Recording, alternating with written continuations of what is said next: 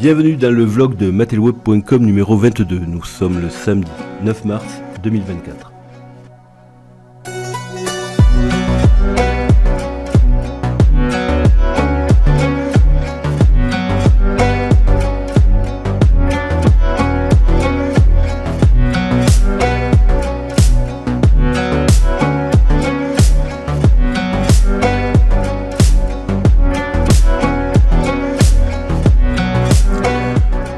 Je crois la guerre inévitable.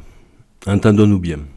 Je ne la crois pas inévitable à cause de la Russie ou de Poutine, je la crois inévitable parce qu'elle fait partie intégrante des plans des démocrates de Washington depuis le début et qu'ils n'ont que jusqu'à la fin de cette année pour la déclencher.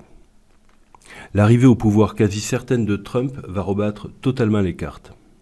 Aux États-Unis, vous avez deux partis, les républicains comme Trump, Bush, père et fils, ou les démocrates, Biden, Obama, Clinton. Dans ces deux cas, une belle brochette d'ordures à qui l'on doit directement ou indirectement grâce à la CIA la plupart des guerres dans le monde depuis 1945.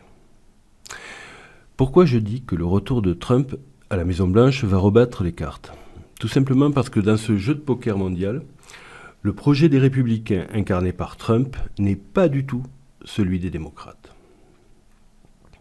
Je ne parle même pas de Biden qui lui est aux fraises.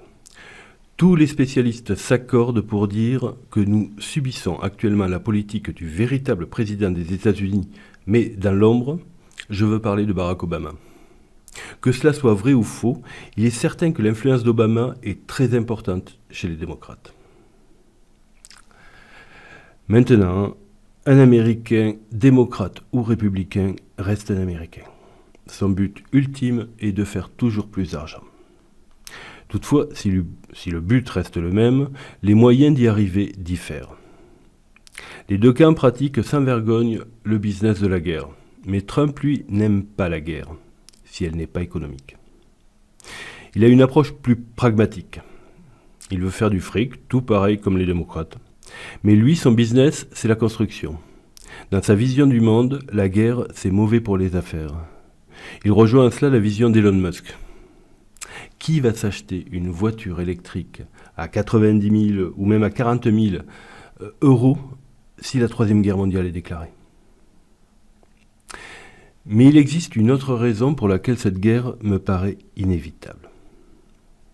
Je veux parler de la secte des trois papis, Klaus Schwab, Bill Gates et George Soros.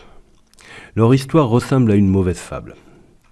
Trois hommes très puissants qui se sont sentis les maîtres du monde ne redoutaient qu'une chose, la mort qui allait leur ravir toute cette puissance. À la veille de leur mort et dans un acte de folie, ils s'autoproclament les gestionnaires de l'humanité et de cette terre. Ils s'improvisent apprentis sorciers à l'échelle mondiale. Mais pour eux aussi, c'est une course contre la montre. Ils ont besoin de cette guerre pour effacer les traces de leurs crimes et en profiter pour gagner encore plus d'argent. Ces trois papis s'imaginent être à l'origine de la création d'un nouveau monde alors qu'ils sont à la veille de leur anéantissement. Ils sont fous. Maintenant, nous allons réfléchir sur ce qui pourrait s'opposer à cette guerre. Je n'en vois qu'un, nous.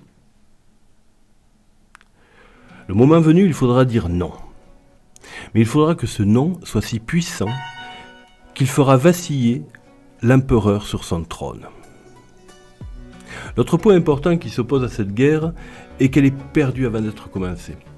La France en guerre contre la Russie et inévitablement son allié, la Chine. Soyons sérieux. Je crois que la diction supposée, mais corroborée par certains signes qui ne trompent pas de notre président à certaines substances, est en opposition avec la sécurité des Français. Et ça, ce n'est que mon opinion. J'insiste, ils veulent cette guerre et ils vont nous l'imposer, comme pour la terrible pandémie. Ne rien dire, ne rien faire pour empêcher cela, c'est commettre une terrible erreur de jugement, qui entraînera la France et toute l'Europe dans la plus grande des misères. Les Russes viennent de faire une proposition de paix et nous devons l'accepter. La Russie a déjà gagné. Et il est fou, celui qui dit le contraire. Merci pour votre écoute et je vous dis à la semaine prochaine.